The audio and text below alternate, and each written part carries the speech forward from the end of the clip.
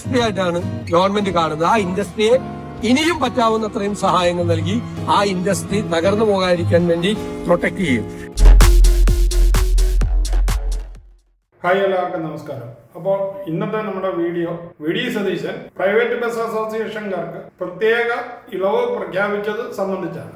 കഴിഞ്ഞ കുറേ ദിവസമായിട്ട് മാധ്യമങ്ങളിലൊക്കെ വാർത്ത മുഴുവൻ പ്രൈവറ്റ് ബസ്സുകൾ നഷ്ടത്തിലാണ് ഓടുന്നതെന്നും ആളില്ലാതെ ഓടുന്ന ബസ്സുകളെല്ലാം ഉടൻ തന്നെ പൂട്ടിക്കെട്ടുമെന്നും ഗവൺമെന്റ് വനിതാക്കൾക്ക് ഫ്രീ ആയിട്ട് യാത്ര അനുവദിച്ചുകൊണ്ടുണ്ടായ ബുദ്ധിമുട്ടാണെന്നും ഇതേ ഗവൺമെന്റിനോട് എന്തുകൊണ്ട് ഇലക്ഷന് വാഗ്ദാനം നൽകിയ വനിതകൾക്ക് സംവരണം കൊടുത്തില്ല എന്ന് പറഞ്ഞ് ചോദിച്ചിരുന്ന പാർട്ടിക്കാർ തന്നെ കഴിഞ്ഞ ദിവസങ്ങളിലൊക്കെ ശക്തമായിട്ട് വാദിക്കുന്നുണ്ടായിരുന്നു. അതിനൊപ്പം തന്നെ പ്രൈവറ്റ് ബസ് അസോസിയേഷൻകാരും തങ്ങൾ ബസ്സുകളെല്ലാം ഉടനടി നിർത്തുകയാണെന്നുള്ള വാർത്തയും വന്നിരുന്നു. അതിന് മറുപടി എന്നോണമാണ് മുഖ്യമന്ത്രി വി.ഡി. സതീശന്റെ ഇന്നത്തെ ഈ വാർത്ത.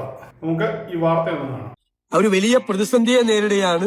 വലിയ പ്രതിസന്ധി. അതിപ്പോ KSRTC-യിൽ സ്ത്രീകൾക്ക് സൗജന്യം കൊടുത്തുകൊണ്ടൊന്നല്ല, അതിനു മുമ്പ് തന്നെ കോവിഡ് കഴിഞ്ഞപ്പോഴേക്കും അത് തകർന്നു. 32,000 പ്രൈവറ്റ് ബസ് ഉണ്ടായിരുന്നിടത്ത് 10,000-ൽ താഴെയായി പ്രൈവറ്റ് ബസ്. ഈ ഗവൺമെന്റിന്റെ പ്രഖ്യാപിത നയം പ്രൈവറ്റ് ട്രാൻസ്പോർട്ട് ആയിട്ടല്ല അവരെ കാണുന്നത്. അവര് തകർന്നു പോകാതിരിക്കാൻ അവരെ താങ്ങി നിർത്താൻ വേണ്ടിയിട്ടുള്ള എല്ലാ സഹായവും ചെയ്യും. അതിന്റെ സഹായത്തിന്റെ ഭാഗമായിട്ടാണ് ഈ സംസ്ഥാനത്തിന്റെ ചരിത്രത്തിൽ ഒരിക്കലും കൊടുക്കാത്ത തരത്തിൽ 50% ടാക്സ് റിഡക്ഷൻ കൊടുത്തു. 50%. എന്താണ്? ഒരു ഇൻഡസ്ട്രി തകർന്നു പോയിട്ടെന്ന് കരുതിയ ഒരു ഇൻഡസ്ട്രി അത് പോയാൽ ഒരുപാട് പേർക്ക് റിക്കവറി പ്രശ്നങ്ങളെല്ലാം ഉണ്ടാവും. KSRTC കേരളത്തിൽ എല്ലായിടത്തും സർവീസ് നടത്തുന്നില്ല. KSRTC സർവീസ് നടത്താത്ത സ്ഥലത്തുകൂടി സർവീസ് നടത്തേണ്ടത് പ്രൈവറ്റ് ട്രാൻസ്പോർട്ടാണ്. അതൊരു ഇൻഡസ്ട്രി ആയിട്ടാണ് ഗവൺമെന്റ് കാണുന്നത്. ആ ഇൻഡസ്ട്രിയെ ഇനിയും പറ്റാവുന്നത്രയും സഹായങ്ങൾ നൽകി ആ ഇൻഡസ്ട്രി തകർന്നു പോകാതിരിക്കാൻ വേണ്ടി പ്രൊട്ടക്ട് ചെയ്യും. UDF ഭരണത്തിൽ കയറിയപ്പോൾ വനിതാക്കൾക്ക് സൗജന്യ യാത്ര എന്ന് പറഞ്ഞത് അനുവദിക്കുന്നില്ലേ എന്ന് പറഞ്ഞായിരുന്നു കരച്ചിൽ. എന്നാൽ അത് അനുവദിച്ചു കഴിഞ്ഞ് ഒരാഴ്ചക്കകം വീണ്ടും തുടങ്ങി സൗജന്യ യാത്ര KSRTC-യിൽ വനിതകൾക്ക് അനുവദിച്ചതുകൊണ്ട് പ്രൈവറ്റ് ബസ്സുകാർ തെണ്ടിത്തിരിഞ്ഞ് കുത്തുവാള എടുത്തു. അവരെല്ലാം ആത്മഹത്യയ്ക്ക് പോവുകയാണ്.